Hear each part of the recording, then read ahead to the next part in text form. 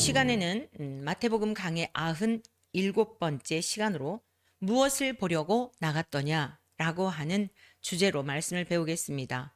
오늘 이 시대에 우리가 교회 생활을 하면서 이 시대적 용어로 바꾼다면 무엇을 보려고 교회를 다니느냐라고 부제로 그렇게 좀 바꿔볼 수도 있겠습니다. 여러분 무엇을 보려고 교회를 다니십니까? 무엇을 얻으려고 교회를 다니십니까? 오늘 주님께서 친히 가르쳐 주신 이 말씀을 통하여 명쾌하게, 복음은 명쾌한 겁니다. 복잡한 게 아니에요. 사람들이 혼잡하게 한 것입니다.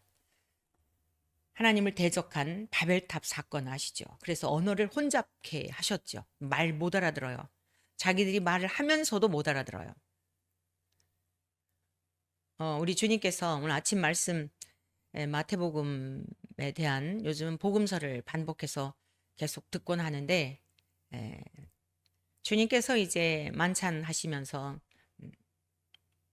이 떡을 먹는 자가 나를 팔리라 라고 말씀하실 때 유다가 나는 아니지요 그러잖아요. 네가 말하였다. 못 알아들어요.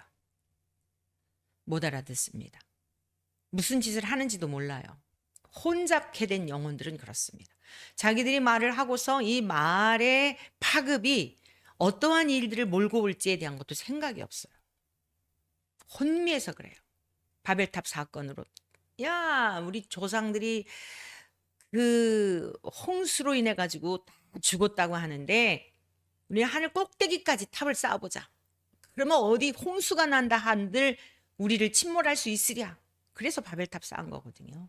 하나님을 대적한 거죠. 하나님께서 언어를 혼잡하게 하실 거는 상상도 못했겠죠. 여러분 하나님은 이런 분이세요.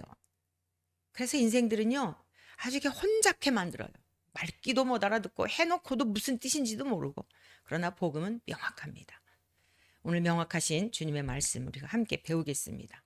자, 세례 요한과 같은 대단한 믿음의 선진일지라도 잠시 마음이 어려울 때가 있어요. 그러니까 여러분 신앙생활 하다가 내가 조금 이렇게 낙심이 되고 또 믿음에서 떨어져서 막 우울해하고 힘들어하고 하는 순간이 있을지라도 과정이에요, 과정. 그야말로 우리가 자라면서 홍역도 치르고 감기도 앓고 감기 중에도 독감도 앓고 그렇잖아요. 그러면서 면역력이 강화가 되는 거예요. 그 자체만 보고 낙심하지 말고 항상 그러한 중에서도 나의 믿음은 이렇게 연약하여 추락하였지만 하나님이 나를 끌어올리실 것이다. 내 발을 반석 위에 두사 내 걸음을 견고하게 하실 거다.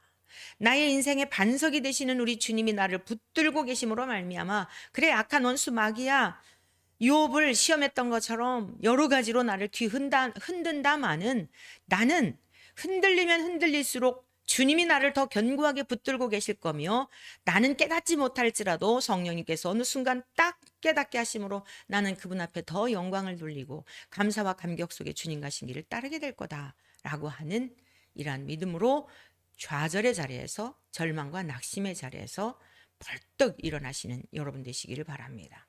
세례 요한도 그러했어요. 대단한 분인데 자기의 생각과 다른 예수님의 행보를 보면서 마음이 어려웠던 겁니다. 이거 내가 진짜 맞나? 저분에게 세례도 주고 저분이 하나님께서 보내실 메시아라고 하는 것에 대한 걸 내가 나를 따르는 제자들에게도 얘기하고 무리들에게도 선포하고 했는데 그분이 진짜 맞나?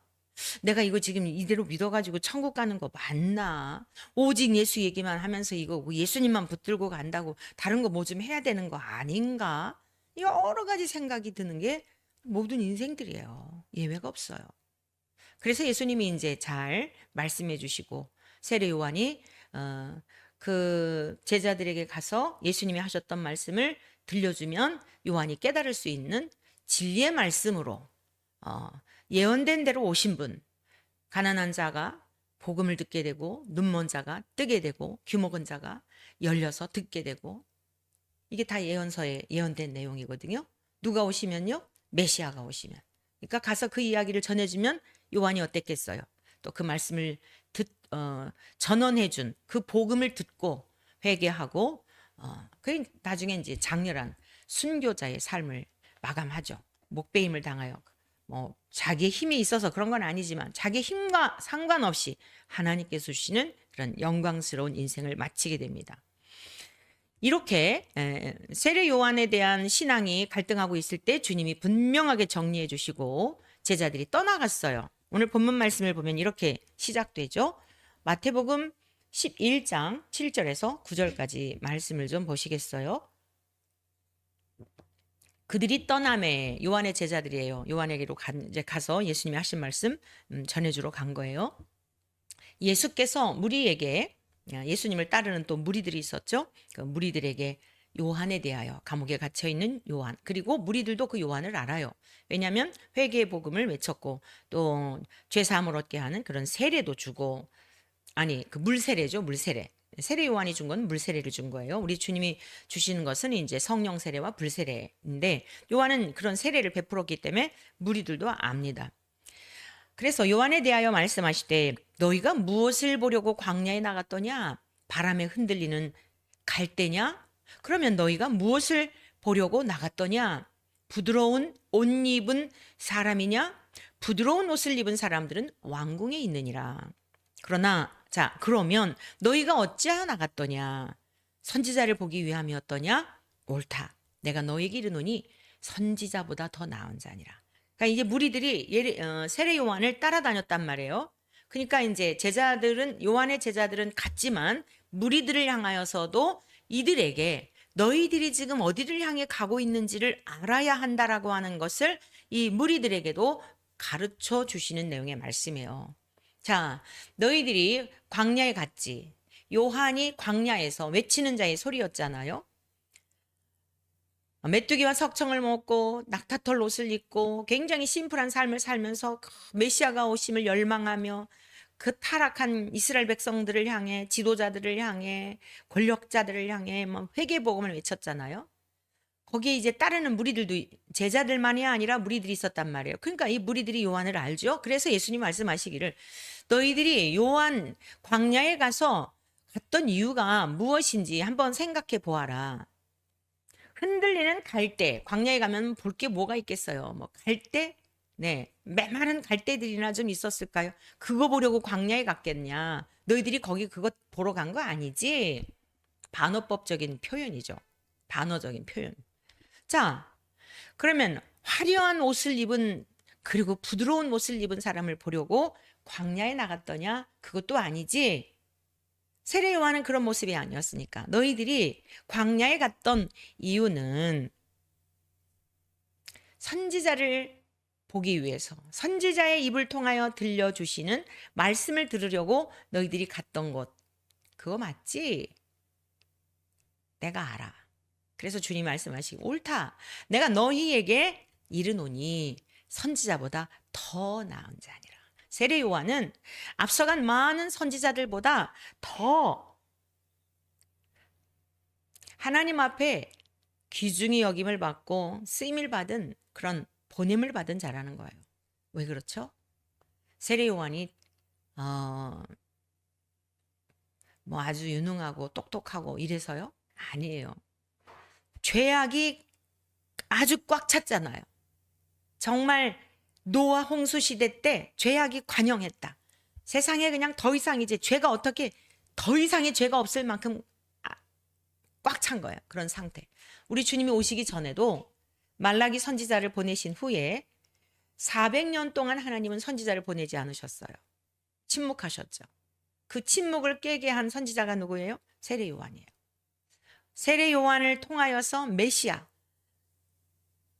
아무리 들려주어도 깨닫지 못하고 알아먹지 못하고 보지 못하고 했던 이스라엘 백성들 선지자들을 통하여서 그렇게 안타까운 마음으로 눈물의 선지자 에레미야를 통하여서 눈물로 호소하게 하고 호세아 선지자를 통하여서 말도 안 되는 그 천한 여인을 아내로 삼아서 귀중히 여겼더니 또 음탕한 짓을 하고 또 다른 남자의 아이를 배워와가지고 돈 주고 사오면 또 나가고 하는 이스라엘 백성들의 모습을 그렇게 보여주신 거거든요. 그리고 선지자를 통해 그 고통이 얼마나 큰지를 경험하게 하시고 백성들에게 아버지의 마음을 알리게 하는 이런 일들을 하나님께서 친히 하셨단 말이죠.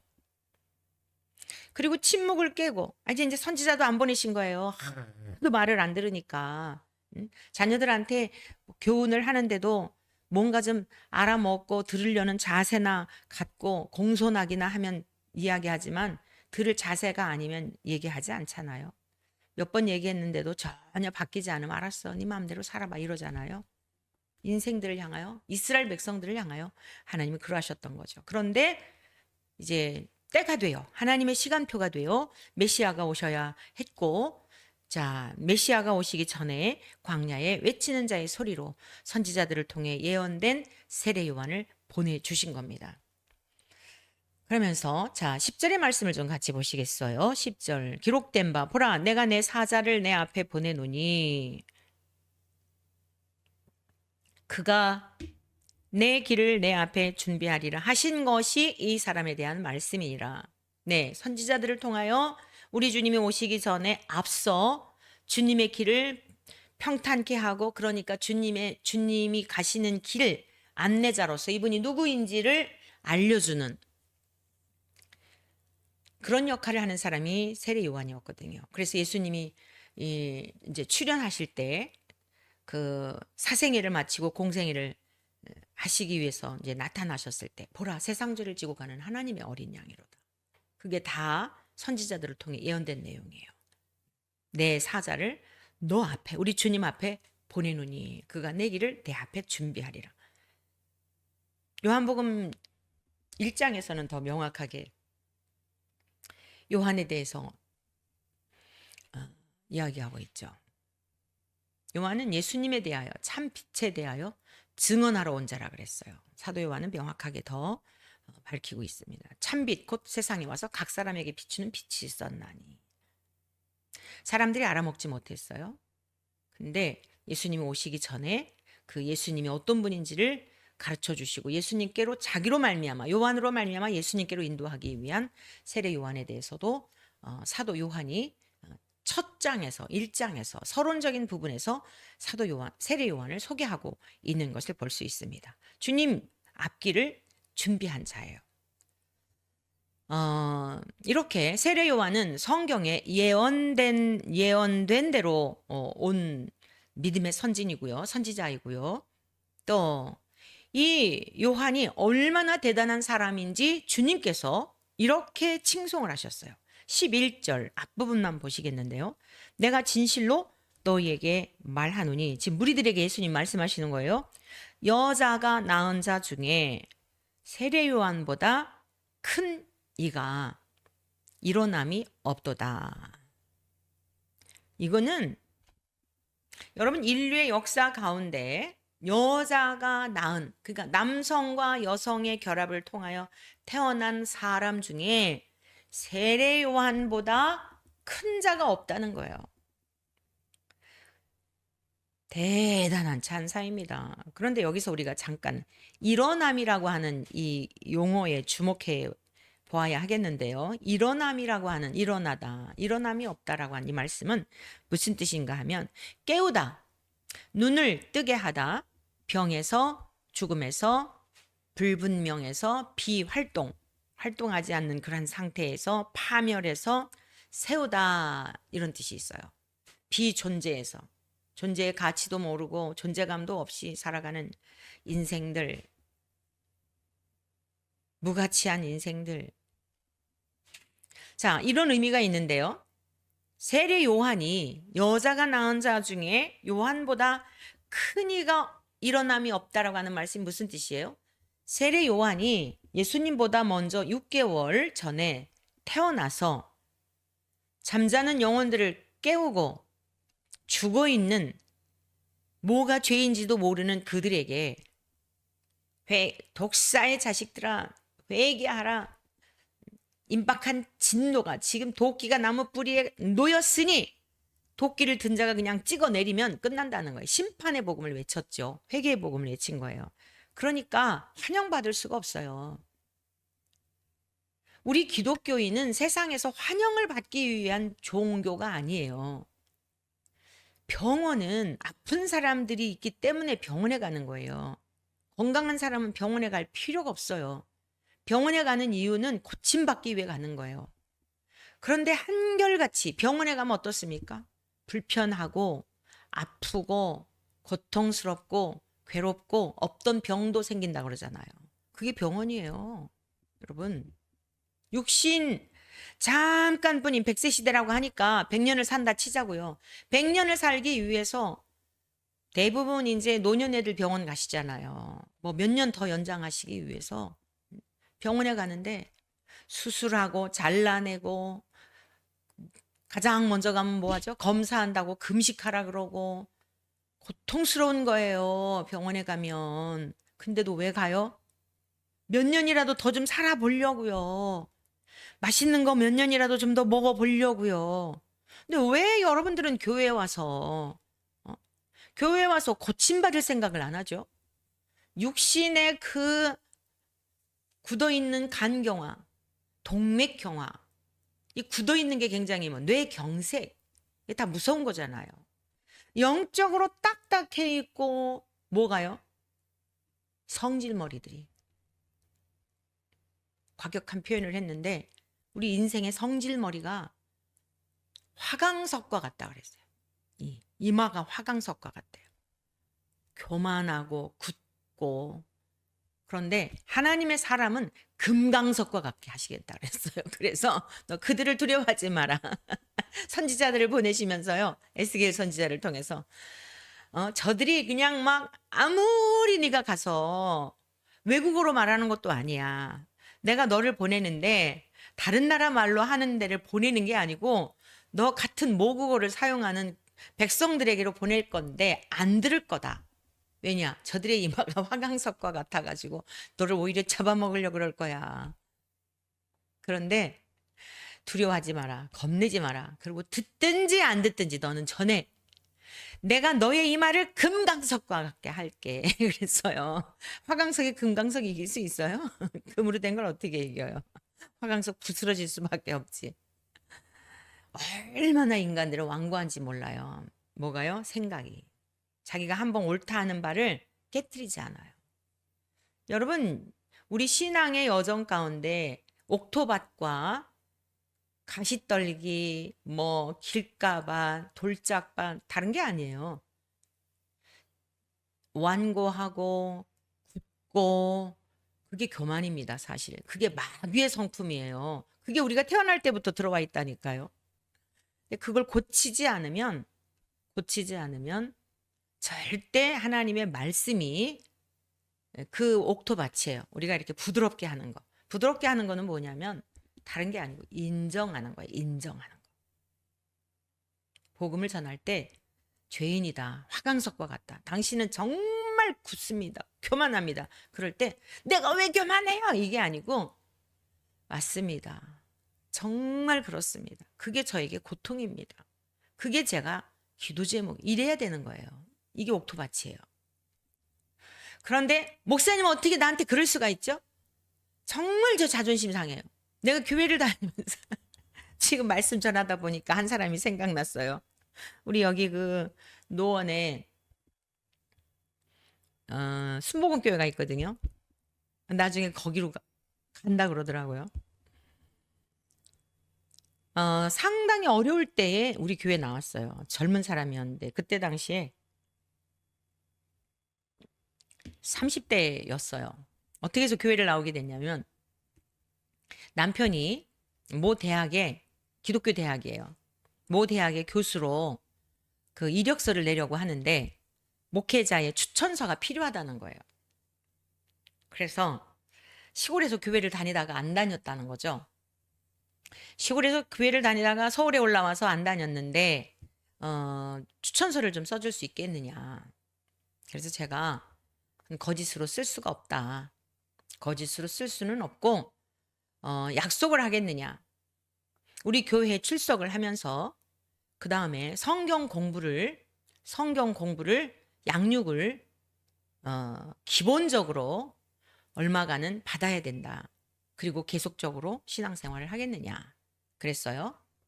그렇게 하겠대요. 추천서 내용을 제가 그렇게 썼어요.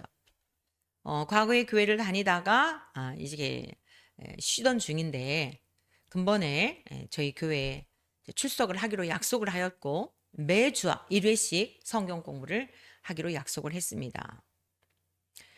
책임지고 잘 지도할 테니 귀 교회에 이렇게 임용되는 것에 참고해 주시면 좋겠습니다. 사실대로 제가 대화했던 내용 사실대로 추천서를 써줬어요. 그런데 떨어졌어요. 임용이 되지는 않았어요. 그런데 더 좋은 데로 그 대학에 가는 것보다 더 좋은 직장을 가게 됐어요. 한동안 열심히 교회를 나오더라고요, 부부가. 근데 하는 일마다 잘 되는 거예요. 막 집도 하나님이 주시는 복은 참 또 주시기로 복을 주시기로 작정을 하시면은 순간 포문을 여시는데요. 우리 교회 나오기 전에 그냥 아주 그 대학에 막 이러고 있었던 지경인데 아주 좋은 직장 그거보다 훨씬 더 좋은 직장에 어디라고 하면은 다 신의 직장이라고 하는 그런 직장에 들어가더니 계속 막 물질로도 하나님께서 복을 주시는데 집이 금세 막 두 채가 되고 뭐. 자, 그러면 여러분 이때 조심을 해야 돼요. 이제 이 남자 집사님은 골프 치러 다니는 거예요. 격주로 양육 하겠어요? 그 바쁜데 회사 일도 바쁘고 뭐 하고 골프 치러 다니느라고 2주에 한 번, 한 달에 한 번 잊을만 하면 나와. 이 아내는요. 열심히 속회 예배도 드리고 이러더니 목장 예배 다 드리려고 모였는데 자기 그 아들이 있었어요.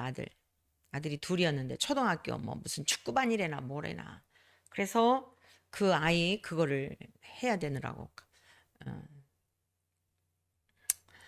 속해 못 온다고 연락도 안 하고 다 모여서 기다리는데 예배 시간에 뭐 얼굴 보기가 힘들고 아니 속해 모이겠다고 다른 저 목원들이 기다리고 있는데 연락도 없이 그럴 지경이면 뭐 얼마나 예배를 우습게 여기겠어요. 그러더라고요. 몇 주 교회를 안 나와요. 그리고 뭐 또 다른 교회를 가겠다는 소리가 들려요. 그래서 제가 아휴 내버려 둘까.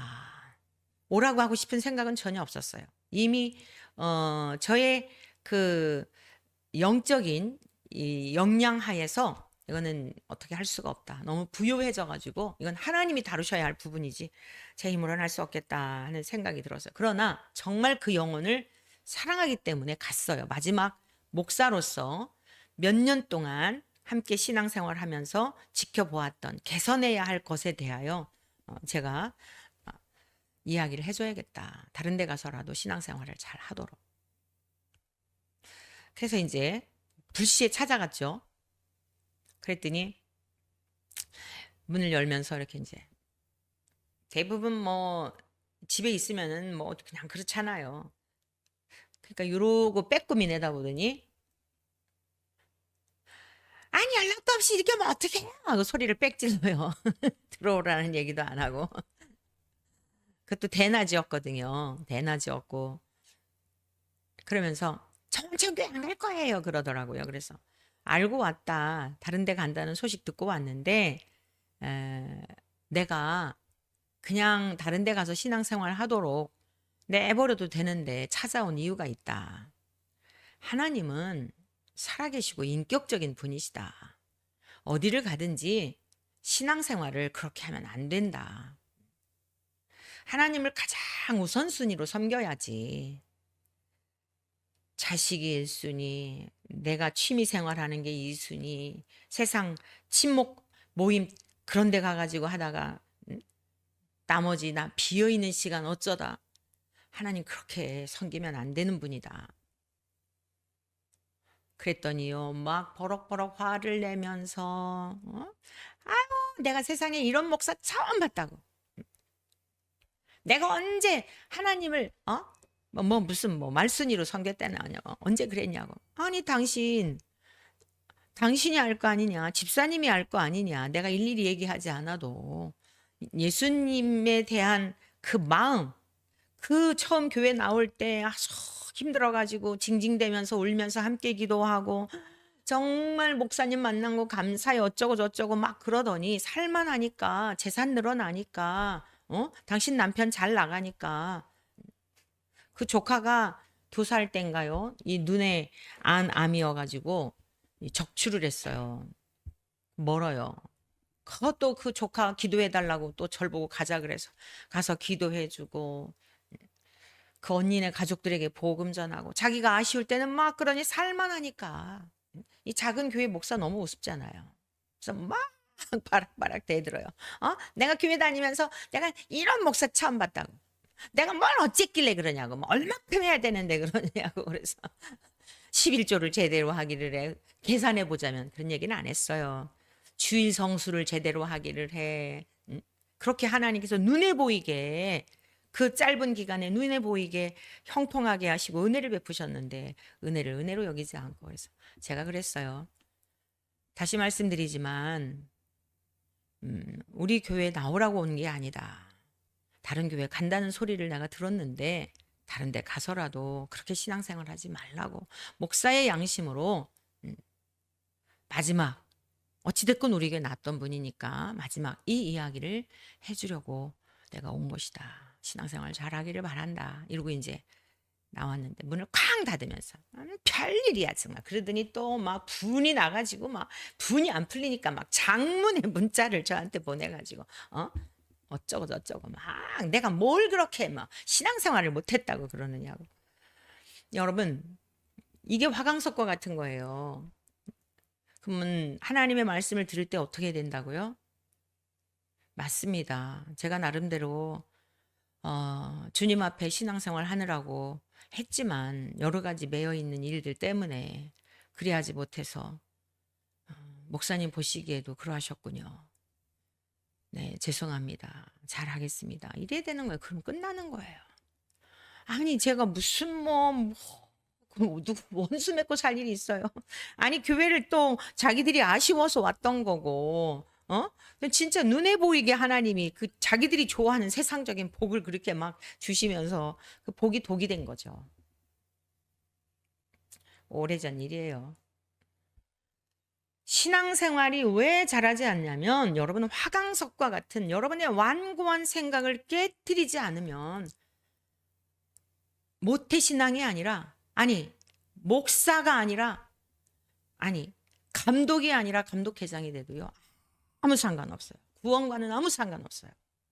주님은 감독회장을 부르러 오신 게 아니라 감독을 부르러 오신 게 아니라 목사, 장로, 권사, 집사를 부르러 오신 게 아니에요. 이 세례 요한이요 얼마나 혹독한 말씀을 외쳤는지 몰라요. 회개해라 독사의 자식들아 이래가며 그 시대가 그렇게 강팍했으니까요. 오죽하면 하나님이 400년 동안을 말씀을 안 하셨겠어요. 징글징글하다 이놈의 인생들. 내가 그렇게 복을 줘도 복으로 여기지 않고 살만하면 우상 숭배하고 그거 도울림이 없는 인생들 의지하지 말라니까. 이웃나라에 갔다가 조공을 갖다 바치면서 그냥 아첨하고 얼마나 하나님이 자존심 상하셨겠냐고요. 오죽하면 400년 동안 아무 얘기 안 하셨겠냐고요. 아무 얘기 안 하신 거예요. 막 망하든지 말든지 실컷 살아봐라 막 이러신 거예요. 근데 또 하나님은 사랑이신지라. 근데 그 하나님의 막 그 묵직한 마음을 가지고 그 마음이 부은 바 되었으니 세례 요한이 입을 열 때마다 좋은 소리 나왔겠어요? 그러니까 죽으면 죽으리라 목숨 아끼지 않고 이전의 선지자들도 대단했지만 이사야 선지자, 에레미야 선지자, 호세아 선지자, 에스겔, 다니엘 대단했지만 진짜 그냥 올 때부터 죽으러 온 거예요. 예수님도 죽으러 오셨지만 예수님 십자가에서 돌아가시러 오셨지만 이 세례 요한은 예수님의 길을 준비하기 위해서 그 회개의 봄 이분은 믿어라 너희들 그 보이지 않는 하나님이라고 너희들이 안 믿었다면 그래 너희들의 눈에 보여드린 이분을 믿어야 될 거 아니냐 이거예요. 여러 선지자들을 통하여서 예언된 그분이 이분이야. 그래서 주님께서 여자가 낳은 자 중에 세례 요한보다 나은 이가 일어남이 없다. 그리고 이제 예수님을 직면해서 만났잖아요. 대단한 거잖아요. 이게 지금 무리들이나 제자들이나 따라다니고 뭐 이러고 그래도 누군지 잘 몰라. 잘이 아니라 누군지 몰랐잖아요. 근데 이분은 하나님께서 창세전부터 준비하신 그 메시아이심에 대한 거. 근데 이제 그 기대가 뭐였어요? 거기도 한계가 있는 거예요. 그 기대가 뭐였다고요? 육신적으로. 이 적들을 다 물리치고 자기를 괴롭게 하는 이 왕권을 다 그냥 로마의 황제를 깨뜨리고 은혜가 거기까지 하나님이 허락하신 거예요. 성령님으로 내주하셔서 함께 하시는 데까지의 그 영광은 또 세례요한도 멈춘 거예요. 다 하나님의 섭리예요. 그래서 이 세례요한보다 큰 이가 일어남이 없다. 일어남이 없다라는 게 뭐라고요? 깨우다, 눈을 뜨게 하다. 병에서, 영적인 병에서, 영적인 죽음에서, 명확하지 않은 복음에서 예수님에게로 안내하고 인도하고 이런 뜻입니다. 이러한 일에 있어서 요한보다 큰 이가 없었다는 거. 자, 그 다음에 11절 뒷부분의 말씀인데요. 중간절의 말씀인데, 그러나 이게 이제 그러나 이게 우리를 참 그렇게 하잖아요. 이 그러나 이게 좀 이렇게 굉장히 긴장하게 하잖아요. 그러나 천국에서는 극히 작은 자라도 뭐라고요? 요한보다 크다는 거예요. 아니 인류의 역사 가운데 세례 요한보다 여자가 남자 여자 결합을 통해 태어난 자 중에 요한보다 큰 이가 없다고 말씀을 해 놓으시고는 천국에서는 요한하고 비교도 안 되는 극히 작은 자라도 그보다 크다 이렇게 말씀하신 거예요. 이제부터 정신 바짝 차리세요. 바짝 차리고 잘 따라오시기 바랍니다. 자, 첫 번째 우리가 살펴볼 게 뭐냐면 그러면 누가 천국에 들어갈 자인가를 살펴봐야 돼요. 천국에서는 극히 작은 자라도 그보다 큰 자라는 겁니다. 이 말씀의 뜻이 무엇인지를 깨닫기 위해서 요한복음 3장 3절에서 8절까지의 말씀을 살펴보시겠어요. 니고데모가 주님을 찾아와요. 니고데모라고 하는 관원, 대단한 사람이에요. 근데 예수님을 찾아옵니다. 밤중에 찾아와요. 그래가지고서 이제 소문을 들었겠고 뭐 하여간 막 관심만 가지면은 몰래 가서도 뭐 봤을 수도 있겠고 기적의 현장에서 뭐 그랬을 수 있잖아요. 어찌됐건 밤에 찾아왔어요. 밤에 찾아왔다는 건 뭐죠? 뭔가 좀 당당하지 못하고 뭔가 좀 떳떳하지 못하고 뭔가가 눈치를 살피는 것 같은 뉘앙스를 우리가 읽을 수 있죠. 네, 아무튼 밤에 찾아왔습니다. 벌건 대낮이 아니에요. 그리고서는 뭐라고 그가 우리 주님 앞에 요청을 하느냐면 예, 여러분 지금 말씀 띄우는 건 3절부터인데 앞부분에 있는 말씀 잠깐 좀 소개해 드리려고 그래요. 그가 밤에 예수께 와서 이르되 랍비여 우리가 당신은 하나님께로부터 오신 분인 것을 안다는 거예요. 왜냐? 하나님께서 함께 해주시지 않는다면 주님이 행하시는 이런 이적적인 일들 사람으로서는 도저히 할 수 없는 이런 일들을 할 수가 없다는 거죠. 그러니까 너무 주님이 행하신 일들은 뭐죠? 사람으로 할 수 없는 일들이에요. 표적, 이적 이거는 바로 그런 뜻이에요. 사람으로서 의사 선생님이 뭐 지금 병에 걸렸는데 몇 년 또 살게 하고 이런 거 할 수 있잖아요. 근데 예수님은 의사 선생님은 눈먼 자를 봐라 이래가지고 눈을 이렇게 뜨게 하고 이거는 의사 선생님이 못해요. 눈 이렇게 딱 침을 발라가지고 만졌는데 뭐가 보이느냐 그랬더니 네, 뭐 나무 같은 것이 보입니다. 그래서 명확하지 않으니까 다시 주님께서 말씀하시니 또 만져주시니 치유가 되고 이거 어떻게 사람이 이런 일을 절대 못하죠. 죽은 자가 어떻게 살아나요? 못해요. 그러니까 이런 표적들을 행하시는 것을 보니 하나님께로부터 보신 분이 아니라면 이럴 수가 없다 이런 이야기를 하는 거죠. 그러면서 예수님이 그 니고데모가 보고 있는 관점에 대한 그 이야기를 들으시고 3절에 말씀하신 게 예수께서 대답하여 이르시되 진실로 진실로 내게 이르노니 사람이 거듭나지 아니하면 하나님의 나라를 볼 수 없느니라. 자, 지금 이 니고데모는 거듭난 상태가 아니에요. 율법도 잘 알아요. 대단한 사람이에요. 바리새인 중에 니고데모예요. 이러한 사람이 유대인의 지도자였단 말이에요.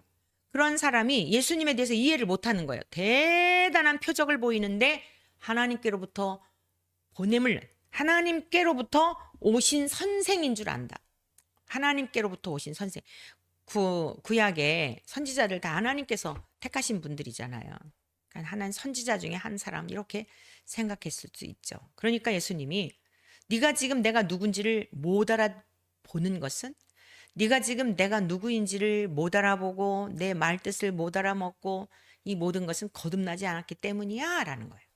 네가 구약의 성경에 대해서 능통하고 유대인들을 가르치는 지도자이고 그렇지만 네가 거듭나야만 내 말뜻도 알아듣게 되고 네가 하나님의 나라를 볼 수도 있게 되고 하나님의 나라에 갈 수도 있는 거야 라고 하는 이런 말씀입니다. 자, 그래서 거듭나지 아니하면 하나님의 나라를 볼 수 없느니라. 예수님은 하나님 나라의 주인이시잖아요. 그러니까 전혀 예수님에 대해서 지금 인식이 없는 거예요. 4절 니고데모가 묻습니다. 사람이 늙으면 어떻게 날 수 있지요? 두 번째 모태에 들어갔다가 다시 날 수 있습니까? 불가능하잖아요. 여러분, 사람이 태어나서 우리 어머니가 살아계신데 우리 어머니 뱃속으로 들어간다는 거는 그런 얘기를 하는 것 자체가 이상한 사람이에요. 지금 갓 태어난 아기, 신생아일지라도 그 아이가 다시 엄마 뱃속에 바로 태어난 아이일지라도 엄마 뱃속에 들어가는 것 자체 불가해요. 한번 나왔으면 불가한 거예요. 뭐 배를 갈라서 다시 넣겠습니까? 그러면 아이도 죽고 엄마도 죽는 거예요. 그러니까 이 니고데모가 지금 거듭나지 않은 거예요. 성경은 많이 아는데 예수님의 말씀에 도대체 못 알아들어요. 자, 주님이 말씀하십니다. 5절 예수께서 대답하시되 진실로 진실로 강조용법이에요. 중요한 말씀하실 때는 진실로 진실로 내게 이르노니 사람이 물과 성령으로 나지 아니하면 하나님의 나라에 들어갈 수 없느니라. 육으로 난 것은 육이요 영으로 난 것은 영이니 내가 내게 거듭나야 하겠다 하는 말을 놀랍게 여기지 말라. 바람이 임의로 불매 내가 그 소리는 들어도 어디서 와서 어디로 가는지 알지 못하나니 성령으로 난 사람도 다 그러하니라. 이런 말씀을 하셨어요. 천국은 이렇게 성경을 많이 안다고 해서 들어가는 게 아니에요. 하나님 나라의 말씀은 성경을 많이 알고 있다고 해서 깨달아지는 게 아니에요. 하나님께서 깨닫게 하셔야 그 말씀의 진의가 깨달아지는 거예요.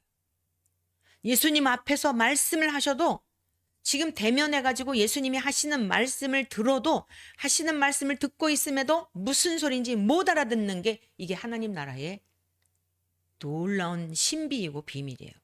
교만한 자에게는 절대로 내 생각을 딱 갖춰두고 내 생각대로 하나님의 말씀을 해석하려고 하다가 보면 이제 이단이 되고 사이비가 되는 거예요. 물과 성령으로 나지 아니하면. 예수님께서 내가 주는 물을 마시는 자는 목마르지 아니하리라. 4장에서 이거 3장 이야기인데요. 물길로 온 여인에게 내가 주는 물을 마시는 자는 다시 목마르지 아니하다. 이렇게 말씀하시고요. 또 우리 주님께서 뒷부분에 가가지고 영생에 관한 것, 성령에 관한 것을 말씀하세요. 그리고 성령에 관한 것을 말씀하시면서 생수에 관한 것을 말씀하시면서 누구든지 목마르거든 내게로 와서 마시라. 그리하면 그 배에서 우리는 이 육신의 배에서 뭔가가 충만한 거, 맛있는 거 먹고 육체를 위해 살잖아요. 그런데 이 육체를 뛰어넘는 그 배에서 생수의 강이 흘러나리라. 근데 이 생수의 강에 대하여 뭐라고 말씀하시느냐면 자, 예수께서 아직 영광을 받지 아니하셨으므로 성령이 아직 그들에게 계시지 아니하시더라. 이것은 받을 성령을 가리킨다 그랬어요. 물과 성령으로. 요한 1서에서도 말씀하고 있죠. 요한 1서 4장에서도 우리 예수님이 물과 피로 임하신 자니 말씀이 육신이 되셨어요. 말씀 자체이세요. 예수님은. 그래서 우리가 말씀을 경홀히 여기면 안 되는 거예요. 한 말씀일지라도 가볍게 여기고 그냥 해석이 안 되면 넘어가요. 억지로 해석하면 안 돼요. 억지로 풀다가 멸망한 자들이 많아요. 이해가 안 되면 넘어가요. 성경 읽다가 다 이해 못해요. 어떻게 우리가 이 놀라운 신비를 이해할 수 있겠습니까? 그러나 예수님이 나의 구원자라는 사실이 진짜 믿어진다면 그 하나만으로도 영생을 얻기에 충분한 거예요. 그런데 이제 그 은혜가 너무 감사하니까 우리 안에 계시는 진리의 성령님이 영적인 목마름을 주시죠. 의에 줄이고 목마른 자는 복이 있나니 그들이 배부를 것이며 주님을 닮아가고 싶고 주님에 대하여 알고 싶고 하나님은 어떤 분인지 알고 싶은 의에 대한 목마름이 생깁니다. 그래서 성경을 보는 거예요. 내주하시는 성령님이 깨닫게 하시는 거예요. 어머, 여기 이런 말씀이 있었네. 옛날에는 그냥 스쳐 지나갔는데 그 말씀이 딱 내 가슴에 화살처럼 부딪히면서 깨달아지고 믿어지고 감격이 되고 그게 능력이 되고 막 힘이 되고 그렇구나. 여러분 그 힘으로 살아가는 겁니다. 물과 성령으로 거듭나지 아니하면 육체를 입고 이 땅에 오신 주님, 말씀이 육신이 되신 우리 주님, 주님은 진리이시죠. 진리 자체이시죠. 성령님도 진리 자체이시죠. 예수님을 구원자로, 예수님을 유일하신 구원자로, 오직 구원을 주심에 예수 그리스도밖에 없다는 이 사실을 믿지 않으면 성령님이 절대 오시지도 않고 진리의 성령님이 절대 깨닫게 하시지도 않아요. 그래서 이상한 소리들을 하는 거예요. 목사라고 하면서 신학교 교수라고 하면서 거듭나지 못해 그런 거예요.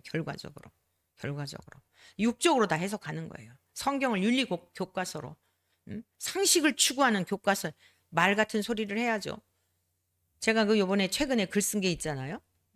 뭐 신학교에서 강의하고 있다라고 하는 어떤 사람이 글쎄, 지금 세상이 얼마나 상식적이고 윤리적이냐, 얼마나 지성적, 아이고 자존감도 없고 자존심도 없고 그런 사람들이 무슨 신학교에서, 아이고 주여. 여러분, 성경은요, 그리스도인은 이 세상의 윤리를 따라가는 게 아니에요. 그 세상의 윤리 교과서 이런 거 없어도 성경에 다 기록돼 있어요. 내 부모를 주 안에서 공경해라. 남의 거 도적질하지 말라. 남의 거 탐내지 말라. 네 오른 눈이 범죄하게든 빼버려라. 그거 진짜 빼버리라는 거예요. 그만큼 죄를 미워해라. 얼마나 초윤리적인 삶이에요. 초도덕적인 삶입니까? 누가 뭐라고 해서요? 야, 쾌락의 늪에 빠져 있었는데 하나님이 보고 계신 게 두려워가지고 나올 수밖에 없는 거예요. 뭐 무슨 신문에 나서요? 집에서 부모님이 나하고 부부밖에 없지만 말하는 것도 주님이 다 보고 계시기 때문에 함부로 할 수 없는 거예요. 어떻게 그런데 가정에서 폭행을 하죠? 어떻게 함부로 말을 하죠? 진리의 말씀이 주체가 되어서 말씀도 하게 되는 거예요. 사랑하는 성도 여러분, 에베소서 1장 13절 말씀 보겠어요. 그 안에서 너희도 진리의 말씀. 그럼 우리가 어떻게 천국에 가, 어떻게 성령으로, 물과 성령으로 거듭나서 천국에 가는지에 대한 내용의 말씀이에요. 에베소서 1장 13절, 그 안에서, 예수 그리스도 안에서, 예수 그리스도를 통하여, 예수 그리스도의 십자가의 사건을 중심하여, 이 뜻이에요. 그 안에서가 너희도 진리의 말씀. 그런데 이것을 기록된 말씀을 통하여 전파되었고 오늘 우리에게까지 왔잖아요. 이때 당시 에베소 교회는 이제 바울이 전도를 했고 그 우상의 도시에서 복음을 전해가지고 에베소 교회 성도들에게 지금 이제 하고 있는 내용의 말씀인데, 이거는 모든 세대를 초월하여 다 동일한 해당되는 말씀이에요. 기록된 진리의 말씀, 전파된 진리의 말씀, 곧 너희의 구원의 복음을 듣고. 우리가 어떻게 구원을 얻어요? 아, 내가 죄인이구나. 하나님을 경외하며 살아야 되는데 하나님을 떠나 있었구나. 하나님을 믿을 능력도 없구나. 하나님을 알 만한 지식도 없구나. 그걸 인정하는 거예요. 그걸 깨닫는 거예요. 그걸 어디서 가르쳐줘요? 성경에서요. 성경을 통해 배운 거예요. 성경을 통해 배우고 그것을 알게 된 거예요.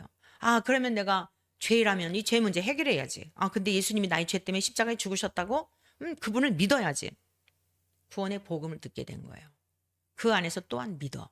그럼 어떻게 되죠? 성령으로 하나님이, 예수님을 보내주신 하나님이 너는 내 것이야 인쳐주시는 거예요. 이게 성령으로 거듭난 거예요.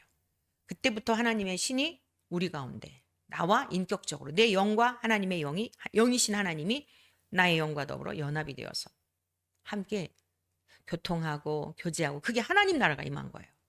눈이 열려져요. 죽었던 눈먼 자가 뜨게 된 거와 똑같은 거예요.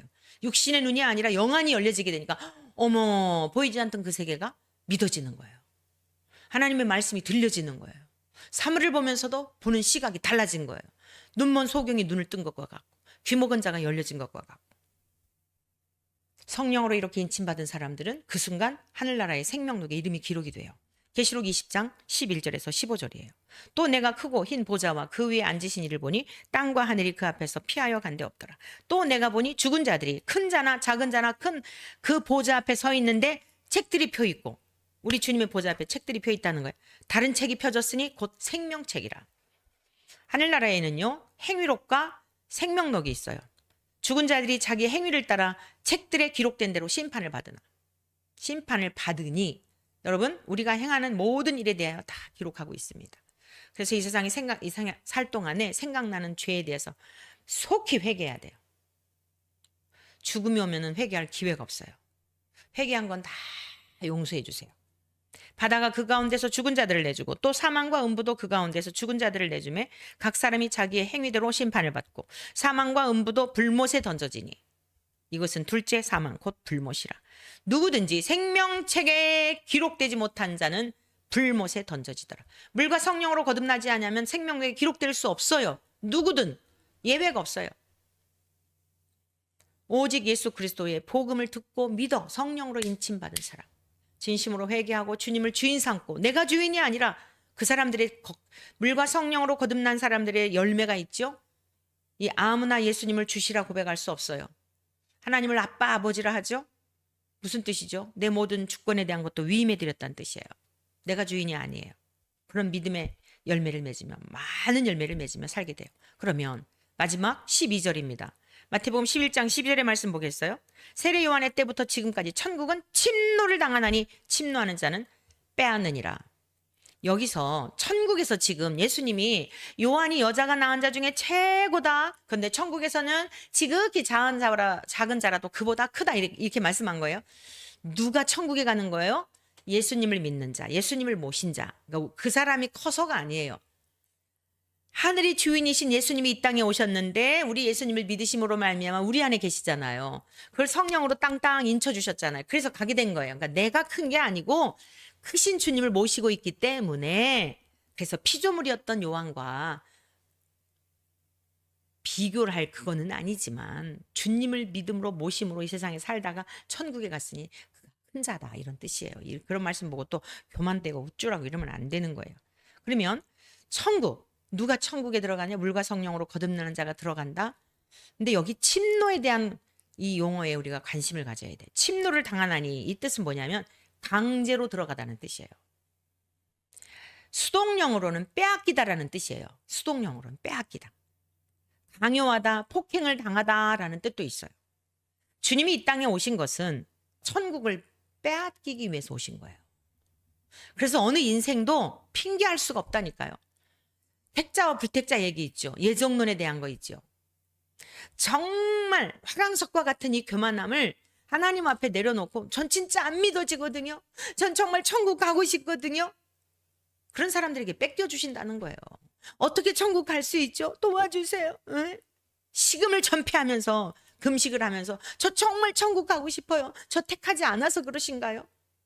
근데 하나님께서 못 이기는 척하고 뺏겨주신다는 거예요. 근데 오늘날 인생들이 어떻죠?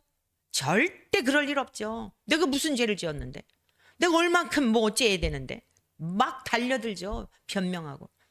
그런 사람 못 들어간다는 거예요.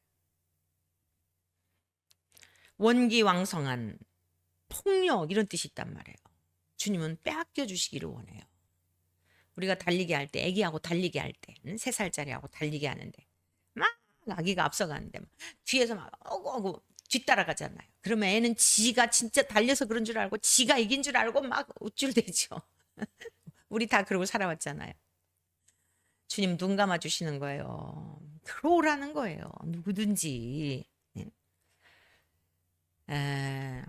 결론 말씀이에요. 결론 말씀. 마태복음 16장 26절. 사람이 만일 온 천하를 얻고도 제 목숨을 잃으면 무엇이 유익하리요? 사람이 무엇을 주고 제 목숨과 바꾸겠느냐? 인자가 아버지의 영광으로 그 천사들과 함께 오리니 그때 각 사람이 행한 대로 갚으리라. 여러분, 우리가 천국 들어가지 못하면 대통령도 재벌도 뭐 무슨 막 부호들도 다 소용없는 거예요. 진짜 망한 인생이에요. 그런데 이 세상에서 비천하게 거부당하고 미움받고 이러고 살았어도 우리 주님 나라에 가면 완전한 승리자인 줄로 믿습니다. 저와 여러분, 오늘 놀라운 우리 주님이 가르쳐 주신 귀한 말씀 붙들고 화강석과 같은 굳은 우리의 마음, 딱딱한 마음 날마다 깨트리도록, 굳어지지 않도록 주님 앞에 겸손한 마음으로 더 가까이 바짝 다가가서 천국에까지 잘 입성할 수 있기를 주님의 이름으로 축복합니다.